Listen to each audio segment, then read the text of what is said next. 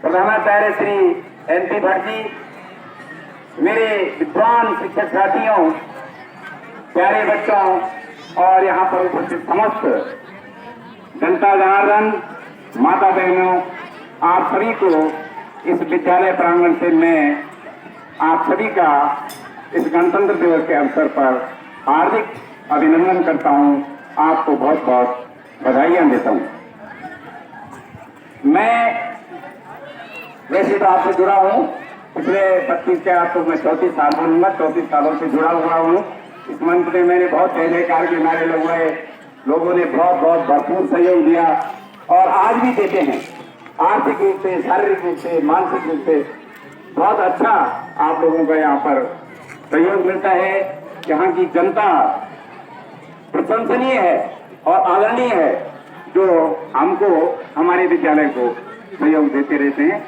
तो मैं अधिक कहने का समय भी नहीं है। ये जो मैंने यहाँ पर प्रतियोगिता कराई, ये शुद्ध श्रुत लेखन प्रतियोगिता है और इस प्रतियोगिता का उद्देश्य क्या था कि मेरे पिताजी स्वर्गीय श्री शिव प्रसाद डोभाल जी अध्यापक रहे हैं, मॉडल स्कूल के हेडमास्टर रहे हैं और वो पहले बेसिक में रहे, तो बच्चों को श्रुत लेख और शुद्ध श्रुत लिखने पर बड़ा जोर देते थे। हमको भी उन्होंने वही संस्कार दिए कि शुद्ध लिखो, सबसे पहले शुद्ध लिखो। राइटिंग अच्छी नहीं है कोई बात नहीं, लेकिन शुद्ध जरूर लिखो, क्योंकि अशुद्ध लिखा होगा तो कुड़ का गोबर हो जाता है और कोई उसको पढ़ भी नहीं पाता, समझ भी नहीं पाता। तो ये तो उन्होंने ये प्रेरणा दी। तो बचपन से ही मैं तो कह रहा हूँ, हमारे जब बच्चे हो गए, उनके जो नाती हो गए, वो बच्चों को इतने कठिन शब्द लिखने को देते थे। हिंदी तो छोड़िए, गढ़वाली में मुझे याद है, स्टिल रिमेंबर दैट थिंग। वो लिख बेटा कलचौणी, लिख बेटा पुरेलू,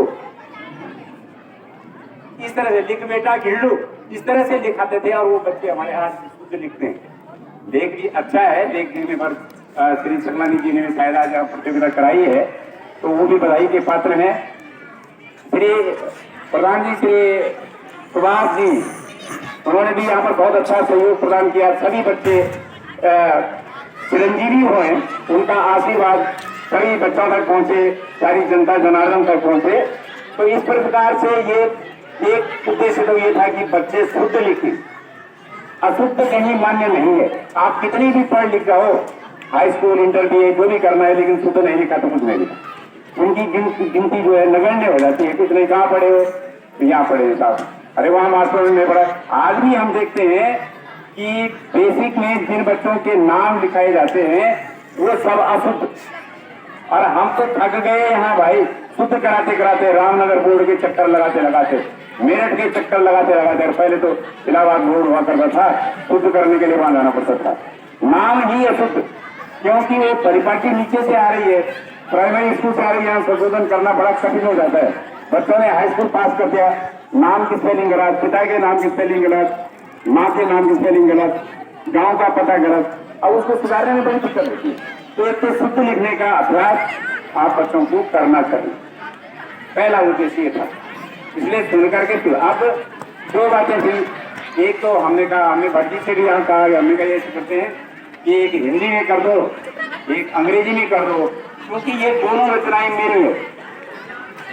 एक रचना हिंदी में है और 23 तारीख को सुभाष जयंती भी मनाई जाती है, विद्यालय में मनाई जाती है। मुझे ध्यान है कि क्यों ना सुभाष इंटर कॉलेज भी है और सुभाष चंद्र बोस का नाम भी यहाँ पर उच्चारित होना चाहिए, इसलिए मैंने वो रचना, मैंने कहा हिंदी में लिखो। तो सुभाष जयंती पर मैंने लिखी, उसमें फिर ये भी लिखा कि सुभाष इंटर कॉलेज का नाम कैसे कैसे पड़ा, क्या क्या यहाँ पर किया गया, कौन कौन महान पुरुष थे जिनके नाम से ये सुभाष इंटर कॉलेज यहाँ पर पड़ा, सुभाष नाम पड़ा। तो वो था, उसमें डिक्टेशन था, श्रुत लेखा, तो बच्चों ने वो लिखा होगा और उसका परिणाम भी यहाँ पर देखने को मिला। बहुत अच्छा परिणाम मिला, जिसका यहाँ पर उच्चारण भट्ट जी ने कर दिया है। और दूसरा उद्देश्य था अंग्रेजी में लिखने का। फिर मैंने कहा ये रचना भी मेरी है, क्यों ना मैं इसी को बोल दूं, अंग्रेजी में है, मैंने लिखी है, तो आप बच्चे जो है अंग्रेजी लिखने का अभ्यास भी करेंगे और उसमें सीख है। सीख है कि रीड माय डियर रीड, पढ़ो मेरे बच्चों पढ़ो। लीव अदर डीड, अन्य काम को छोड़ो। उसको जिन बच्चों ने वो लिखी होगी उनको उसका अर्थ भी मालूम होगा। तो ऐसा प्रयास करना चाहिए ताकि हम जीवन में सब उन्नति की ओर अग्रसर हो। तो ये सब मैंने रचना की। अब दूसरा उद्देश्य उसमें था कि रचना मैंने की तो बच्चे आप भी तो करो रचना, आप भी तो लिखो ऐसी कविताएं, अभ्यास करो, धीरे धीरे आप भी कवि बन जाएंगे। अपने मनोभावों को व्यक्त करोगे समाज के सामने तो कुछ सुधार आएगा, कुछ निखार आएगा और आपका नाम विद्यालय के नाम के साथ साथ रोशन होगा। हाँ, कहाँ पढ़ा, किसका चेला है, किसने ये रचना बनाई। मैंने बहुत सारी रचनाएं बनाई हैं, बहुत सारी रचनाएं भेजता हूँ तो बोलते कुछ आप लिखने के दली हैं, बहुत सारे लोग बोलते हैं यहाँ पर। तो ये सब बातें थी उसमें, इसलिए मैंने जो है ये मेरा उद्देश्य।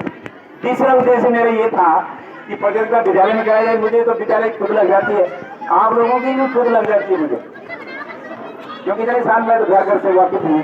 अभी मैं बोल रहा हूँ पापा का नाम क्या है, दादा का नाम क्या है, तो ये सब मुझे बड़ा फोन आते रहते हैं, गुरु जी आप आते नहीं, आप दिखाई दे देते हैं, आपने बोला था कि हम रोज आएंगे। अब देश काल परिस्थिति ऐसी हो गई कि रोज आना संभव नहीं है। मैं तो घर में बैठे बड़ा बोर होता हूँ। मैं चाहता जो इतने बच्चों के बीच में रहा हो, जितने स्टाफ के बीच में रहा हो, इतनी जनता के बीच में रहा हो, आज मैं सुनसान अकेले जगह पर अकेले घर में रहता हूँ।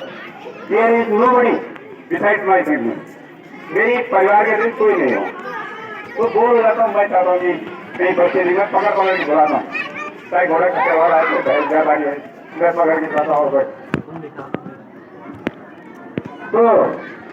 तो ये बातें हैं, कुछ ऐसी बातें थी। मैं जनता से अपेक्षा करता हूं कि इस प्रकार का हमें सहयोग देते रहे। माता लोगों का, माताओं का तो बहुत बड़ा सहयोग है भाई, वो तो आती है। मैं देख रहा हूँ प्रतिवर्ष मीटिंग में बहुत ज्यादा संख्या में आती है। भर्ती का प्रयास ये है कि माँ, मैंने कविता और लिखी हुई है, मैं 15 अगस्त को सुनाऊंगा उसको, माँ मुझे भुला न देना। रचना है वो अगली बार 15 अगस्त में मैं आऊंगा और खुद लेखन की प्रतियोगिता भी कराऊंगा, वो भी कराऊंगा मैं उसमें। वो रचना है, मैंने वो मैं भेजूंगा इन लोगों को कि माँ मुझे माताओं के लिए, तो उस रचना को भी मैं प्रेषित करूंगा और डिक्टेशन भी बोलूंगा, उर्दू हिंदी में भी बोलूंगा, अंग्रेजी में बोलूंगा। अगर सब कुछ अच्छा रहा तो इस पास से गड़बड़ है मेरा, तो फिर भी मैं आप लोगों से अपेक्षा करता हूँ आप सुखी रहें और आप उन्नति के मार्ग पर अग्रसर होते रहें। तो मैं अधिक कुछ न कह करके अपने सभी प्रिय शिक्षक साथियों को इस गणतंत्र की बहुत बहुत शुभकामनाएं देता हूँ, बहुत बधाइयां देता हूँ। और वो रात दिन मुझसे जुड़े हुए, मैं ये समझता हूँ मैं बाहर का व्यक्ति नहीं हूँ, बाहर का नहीं हूँ, मैं आदमी, मैं कभी भी उनके साथ में हूँ समय और परिस्थिति आने पर। तो 15 अगस्त को दूसरा कार्यक्रम होना है, उस दिन मेरी उपस्थिति भी होगी, आप लोग भी बढ़ चढ़ करके आएंगे और ये प्रतियोगिताएं, शुद्ध लेखन की प्रतियोगिताएं हिंदी अंग्रेजी में उस दिन होगी। हम आप लोगों से ये अपेक्षा करते हैं। तो अंत में मैं रोज ही बोलता था, क्या बोलता था, भूल गया मैं, रचना क्या नाम है, हाँ, रोज सुबह को उठते समय, सोते समय प्रार्थना करो, क्या, सर्वे भवन्तु सुखिनः, सर्वे सन्तु निरामया, सर्वे भद्राणि पश्यन्तु मा कश्चित् दुःख भाग् भवेत्। ये श्लोक याद रखो, सबकी कामना करनी चाहिए, सब। ऐसा नहीं कि मेरा पड़ोसी मर जाए मैं ठीक हूँ, मेरी माँ ठीक है, ऐसा नहीं। सर्वे भवन्तु, उसमें हम भी आ जाते हैं, सभी आ जाते हैं। अगर ऐसा नहीं है तो वो श्लोक है दुर्गा माँ का, सर्व मंगल मांगल्ये शिवे सर्वार्थसाधिके शरण्ये त्र्यंबके गौरी नारायणी, सब धूपी जलाओ और सबकी अच्छी कामना। इन्हीं शब्दों के साथ मैं आप लोगों को पुनः बहुत बहुत बधाइयां देता हूँ। आप अच्छे अंकों से उत्तीर्ण हो, अच्छी मेहनत करें। मैंने देखा है बहुत अच्छी मेहनत कर रहे हैं बच्चे, मुझे लोग भी बिल्कुल ऐसे समय पर भी पढ़ा रहे जब छुट्टी होती, तब भी बच्चे आते हैं। पढ़ाते हैं, बहुत अच्छी बात है और धीरे धीरे बहुत अच्छी प्रगति हो रही थी। शुभकामनाओं के साथ बहुत बहुत धन्यवाद। मैं बहुत बहुत आभार प्रकट करता हूँ गुरु प्रधानाचार्य जी का, जिन्होंने हमको संबोधित किया है। इसके बाद कार्यक्रम को आगे बढ़ाने के लिए मैं मंच पे